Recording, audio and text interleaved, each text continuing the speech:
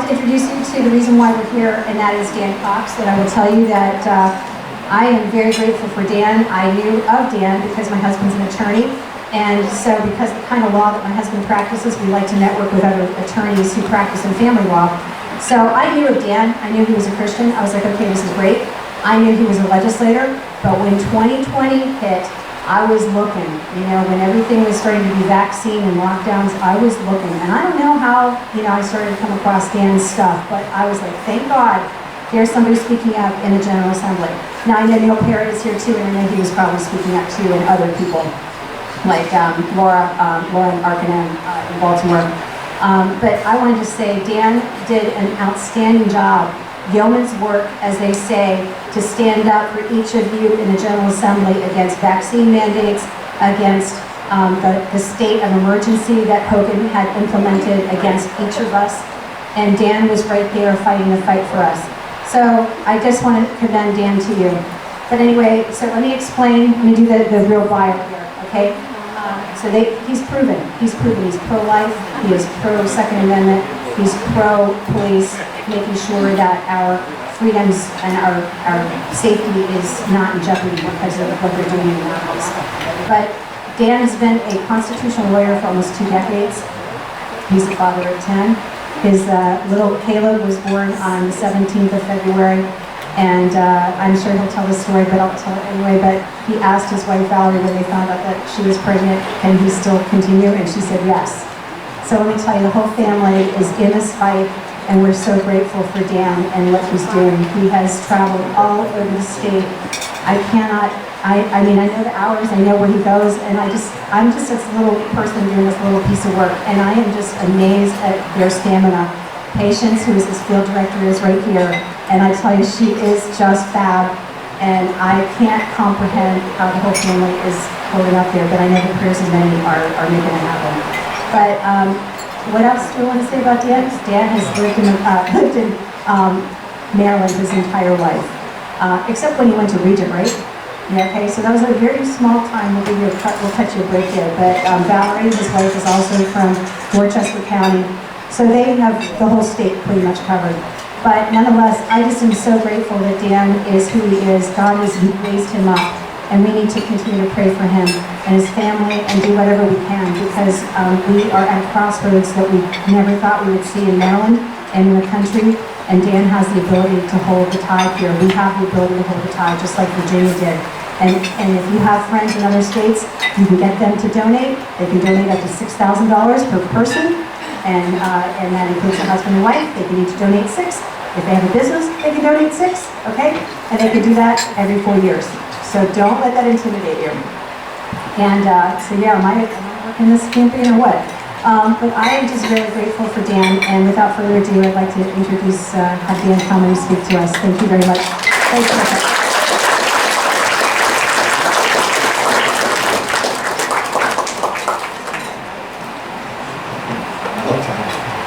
Thank you so much. I just want to say thank you to Pam, Sophie, and so many of you that are here, Holly. And if I know I'm going to miss so many of you, so I'm sorry for missing your names, but you are the point of freedom for our state. You are the individuals God has called to step up to help us, and I can't tell you how blessed I am. Dana, thank you.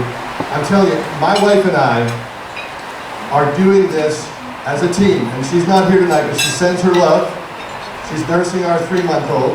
She can come to some events, so she'll probably be at the next one. And all of you are invited to our victory event on July 19th and our rally before that on June 25th.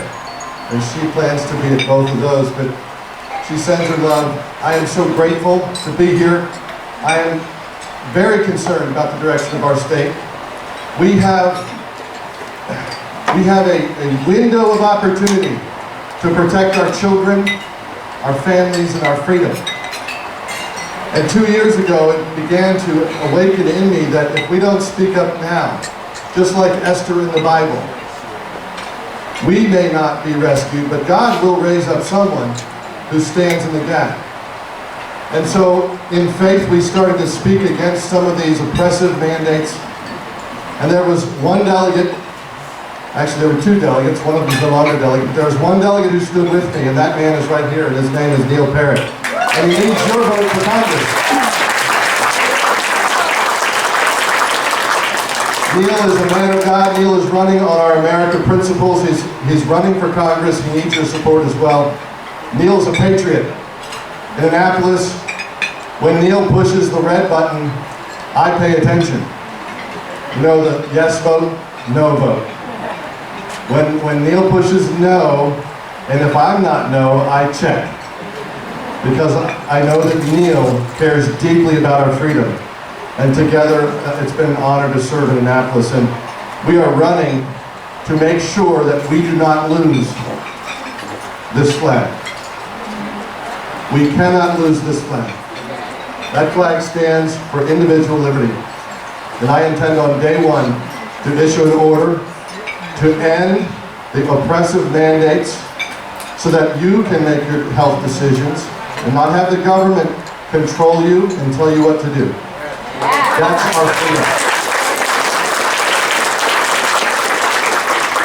On day one, we're going to issue an order to strike out the racist CRT that's causing people to lose their spots at universities, to be brainwashed as children, to think that a boy doesn't have to be a boy, he can be whatever he or she wants to be. But worse than that, I stood on the House floor, and Neil remembers this fight we fought together against the law that came a year or so ago to, behind parents' backs, allow children to be counseled about suicide and even potentially chemical castration at age 12 and up. That's completely uncalled for in our education system. And on day one, we're going to end that because we're going to take charge of these issues through the State Board of Education. We're going to issue regulations through the COMAR that actually protect parents' rights, because the Constitution under Article 8 protects our parents and their choices in our schools. That's what we have to do together. And the problem that we see is the Biden administration putting their head in the sand and blaming others, while they're the ones in charge causing this. They're the ones that shut down the pipeline. The Biden administration is the one that took the action against the American oil industry and the American energy industry. The Biden administration is the one who has reversed many of the regulatory freedoms that President Trump brought us. And even right now, in our own state, President Trump's tax cuts, $2.5 billion, sits in the Maryland Treasury instead of in your pocket where it belongs. It's your money. And on day one, I'm going to send that money back to you. We are going to open up our fuel reserves. The oil and gas moratorium in Maryland is going to be over. We're going to immediately seek to deregulate, to build a refinery here in Maryland that will be the attraction of the East Coast, so that we will have an opportunity here in Maryland to boost our production and supply and our business. And I had started a project called Project Not Forgotten for Western Maryland, Southern Maryland, the Eastern Shore, and Baltimore City, to say that they will have a place at the table, and never more are we going to put them aside and forget about their businesses and shut down their industries. Instead, when their gas is coming up in Western Maryland from the ground as it is, we're going to let them use their property rights and access that fuel. And never again are we going to allow our government, like my opponent did, to shut down their businesses. Never again are we going to allow them to shut down our churches. Our religious freedom is essential. And yet it was ruled non-essential. For the first time in 400 years, you couldn't go to your house of faith. You couldn't worship God. You couldn't sing a hymn. Some of you couldn't do it, couldn't have a wedding. You couldn't even have a funeral. But you could go to Walmart. You could go to a liquor store. You could do many other activities with big box stores. That's never going to happen again on my watch. And instead, business is going to have an opportunity. We are going to bring business back to Maryland. That's the path of the future. And it's the Republican path. It's the path of freedom. When you look at Florida, for instance, we hope to do what my friend Doug Mastriano wants to do in Pennsylvania and make Florida look like small baseball. Little leagues, no. We're going to make Maryland an attraction. We have the ocean. We have the Eastern Shore in our farming. We have the bay, the rich bay. We have the mountains and our fields. Do you know Maryland used to be called the breadbasket of America? Back at our founding, it was one of the highest producing wheat areas in the country. Our farms were amazing here in Maryland. And yet regulation continues to crush our industries and our farming. We're going to push that back and open it back up. And we can do that because the executive branch controls the regulations in large part. So for every regulation that the government of Maryland wants to pass, I would like to have the Trump rule. You have to eliminate 2. And that's why I'm honored that President Trump endorsed our campaign for governor.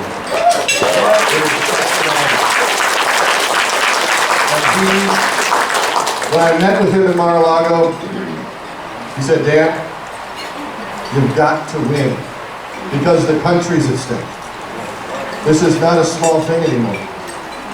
When we see that our freedoms are being vanished before our eyes, when we see that every day there's a new attack on individual liberties, we know that this is the time. This is the moment that we have to speak up. We cannot be silent and we cannot be shy. Many times I have tried to be a good leader and politician by being careful of how I say freedom principles, and I still pledge to do that with all of my ability. But we're not in the politician mode to win and protect our liberties. We cannot hold our mouths shut. You know, there's a scripture that talks about King David being rebuked by God for keeping his mouth quiet at a time when he should speak. And it was a contemplation that David himself wrote. Because this is the moment, and I think about this in terms of some of the issues of world history. How many have seen the movie Darkest Hour? If you haven't, it's a good movie. Darkest Hour had an interesting scene, and it goes like this, where Winston Churchill asks the Parliament, if we make a deal with the enemy, if we go halfway, we might save our country and save our lives. But we're going to see that Nazi flag go up over Parliament. Do you want that? And everyone said, never. Never. They would rather die than to lose their freedom. And that's the principle that we have, hopefully not as drastic yet. But if we don't take steps now to say, never are you going to cede our control of our children to the World Health Organization, never are you going to indoctrinate our children with this propaganda that wants to sexualize their minds at pre-K through 3rd and even through 12th grade when they should be learning.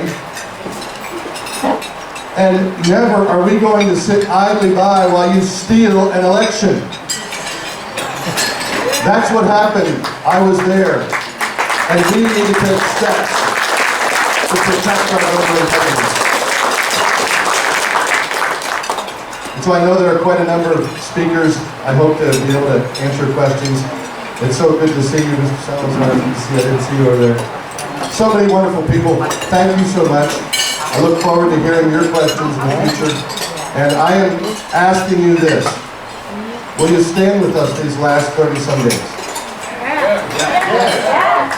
We have run as hard as we can, and it's not over. And one of the things that I learned as a decathlete, I was an NCAA track athlete. I was blessed with that opportunity in college. One of the things I learned was you run through the finish line. You don't run to the finish line. So we're running through the finish line with everything we have.